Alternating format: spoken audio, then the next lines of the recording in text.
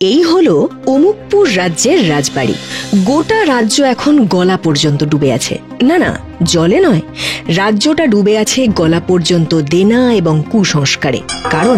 কারণ এ রাজ্যের মহারাজ স্বয়ং। মহারাজ, দুশ্চিন্তার কোনো কারণ নেই। রাজ্যের সব দেনা ঘুচে যাবে, রাজকোষ ভরে যাবে স্বর্ণ মুদ্রায়। বলছো? আমি বলছি না মহারাজ, বলছে আপনার হাতের রেখা। তাহলে তো আর এই ব্যাপারে আর কোনো সন্দেহই রইল না। আমি তোমার বেতন আরো 10 স্বর্ণ মুদ্রা বাড়িয়ে দিলাম রাজ্যোতিষী। মহারাজ, এবার আমার বেতনটা একটু বাড়িয়ে দিলে ভালো হয়। এখন আমি একটি বিষয় নিয়ে গবেষণা করছি। আবিষ্কারের পিছনে আমাকে অনেক অর্থ ব্যয় করতে হবে মহারাজ। আরে রাখো তো তোমার আবিষ্কার, দিন রাত খালি বিজ্ঞান আর বিজ্ঞান। আরে বিজ্ঞানের পিছনে ব্যয় করার মতন অর্থ আমার কাছে নেই বিজ্ঞানী। আর কি হবে এসব করে? ঠিকই তো বিজ্ঞান আমাদের কোনো কাজেই লাগবে না। আর তার চেয়ে বরং আমার বেতনটা একটু বাড়িয়ে দিন মহারাজ। পাশের রাজ্য কিন্তু ওঁত পেতে রয়েছে আমাদের উপরে আক্রমণ করবে বলে। বলো কি এই রাজ্যোতিষী? আগে এই দেখো তো যুদ্ধে আমার জয় হবে নাকি হার? হ্যাঁ মহারাজ, আপনার জয় নিশ্চিত। বাবা, তাহলে আর ও কারণে সেনাপতির বেতন বাড়িয়ে লাভ নেই। বিজ্ঞান ছেড়ে শুধুই কুসংস্কারের পেছনে অর্থ ব্যয় করছেন মহারাজ। উনি যে কি ভুল করছেন সেটা উনি নিজেই জানেন না।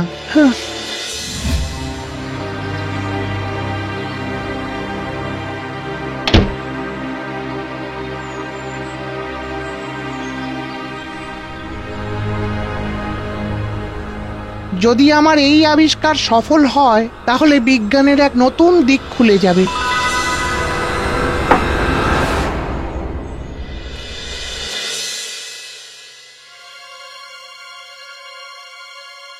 বেশিক্ষণ না খেয়ে থাকলে শরীর খারাপ করবে মহারাজ।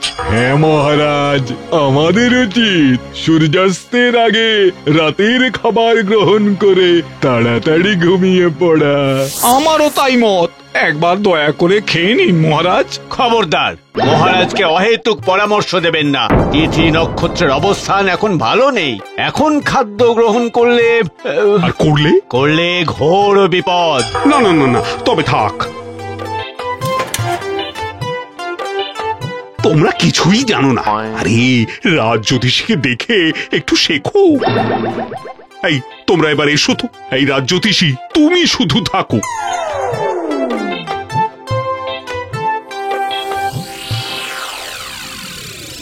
রাজ্যোতিষী যেটা বলবেন মহারাজ তো শুধু সেটাই শুনবেন।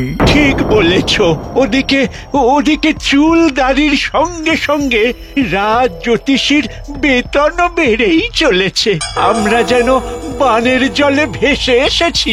তবে আমাদের মহারাজ যে দিন দিন কুসংস্কারে ডুবে যাচ্ছেন, এটা কিন্তু রাজ্যের জন্য মোটেই ভালো লক্ষণ নয়।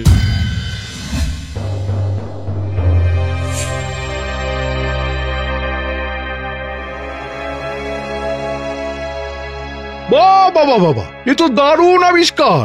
এমন কোন তীর এই দুনিয়ায় নেই যাই বর্ম ভেদ করতে পারে। বাবা, কে করলো এই আবিষ্কার? আমাদের রাজ্যে তো অমুকপুরের মতন গুণী বিজ্ঞানী নেই যিনি আবিষ্কার করবেন। তাই আমি এই বর্ম বিদেশ থেকে আনিয়েছি। ঠিক বলেছ সেনাপতি।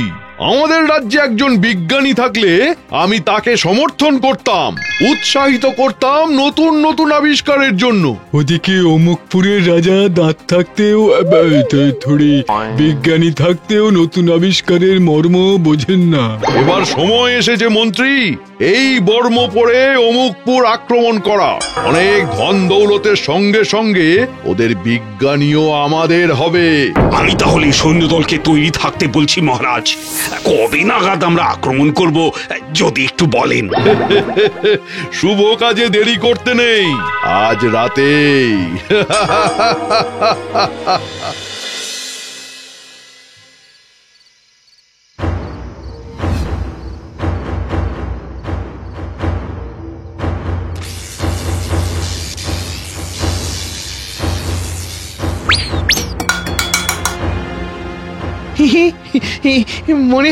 মনে হয় আমি পেরেছি।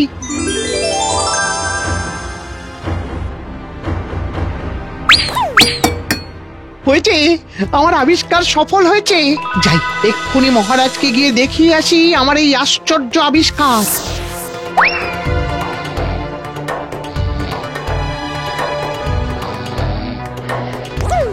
দেখুন মহারাজ, দেখুন দেখুন, আমার আবিষ্কার সফল হয়েছে মহারাজ।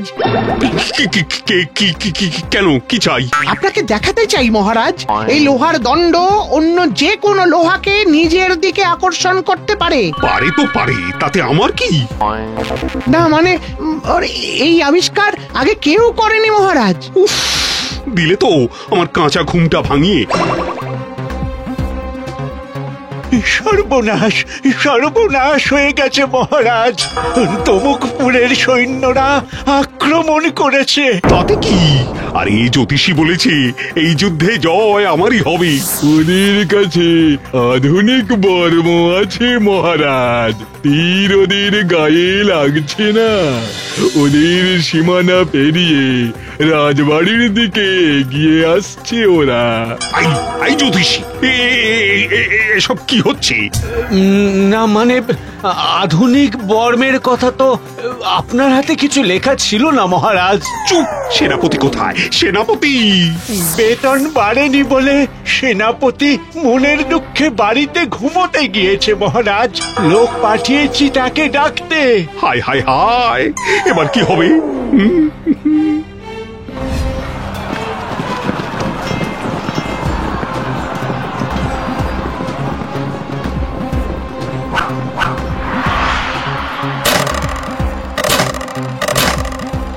পারবি না রে, পারবি না।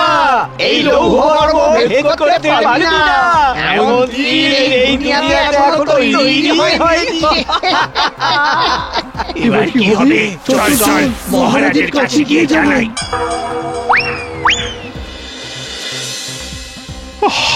এখন মনে হচ্ছে জ্যোতিষীর বেতন না বাড়িয়ে সেনাপতির বেতন বাড়ালেই ভালো হতো। অন্তত এই বিপদের দিনে সে আমাকে বাঁচাতো। তমুকপুরে তো কোনো বিজ্ঞানী নেই, ওরা এই আশ্চর্য বর্ম পেল কোথা থেকে? মহারাজ, মহারাজ, তীর ওদের স্পর্শ করতেই পারছে না। সে দেশে বর্ম নয় মহারাজ, ওরা লোহার বর্ম পরে রাজবাড়ির দিকে এগিয়ে আসছে। এবার কি হবে? আমার কেমন একটা হচ্ছে। বাঁচাও, বাঁচাও, কেউ আমাকে বাঁচাও। আগে ভাগ্য বলছে। চুপ! ভাগ্যকে চুপ করে থাকতে বলো। একটু আওয়াজ করলেই ভাগ্যের সাথে সাথে তোমার ঘাড়কেও মোটকে দেবো আমি। মহারাজ, একটা উপায় আছে। কি উপায় বিজ্ঞানী? আরে তাড়াতাড়ি বলো। আমার এই নতুন আবিষ্কার একমাত্র আমাদের বাঁচাতে পারে মহারাজ। আপনি যে করেই হোক সৈন্যদলকে সীমানার কাছে আটকে রাখুন, রাজবাড়ির আশেপাশে আসতে দেবেন না। আমার একটু সময় চাই মহারাজ, এরকম আরো অনেকগুলো দণ্ড বানানোর জন্য। ওই দণ্ড দিয়ে হবেটা কি? কিছুই যে বুঝতে পারছি না, কিন্তু আর তো কোনো উপায়ও দেখছি না। এই শোনো শোনো শোনো, যে করেই হোক ওদের সীমানার কাছে আটকে রাখো।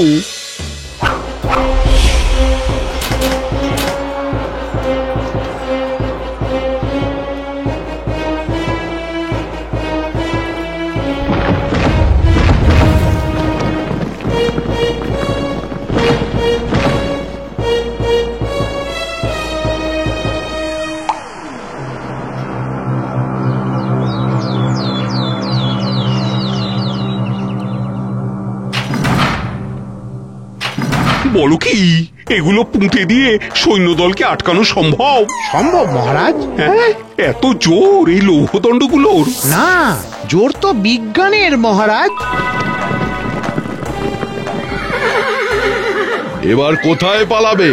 আজ থেকে এই রাজ্য আমার।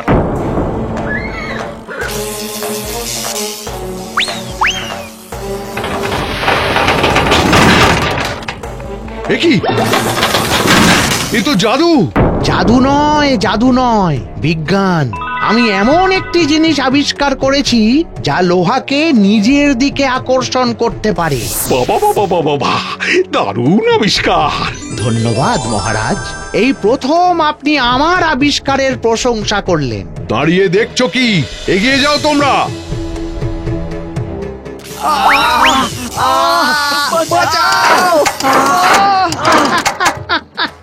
যখন শুনলাম শত্রুদল লোহার বর্ম পড়েছে তখনই মাথায় বুদ্ধিটা এলো মহারাজ। এটা ততক্ষণ আটকে থাকবে যতক্ষণ আমি চাইবো। বাবারে, পালান মহারাজ, এদের সঙ্গে যুদ্ধে আমরা পেরে উঠবো না। আমাদের কাছে আধুনিক অস্ত্র থাকলে এদের কাছে বিজ্ঞান আছে। বিজ্ঞানী ছিল বলে বিজ্ঞানের জোরে বেঁচে গেলে আজ, তবে আমি এত সহজে তোমাকে ছাড়বো না।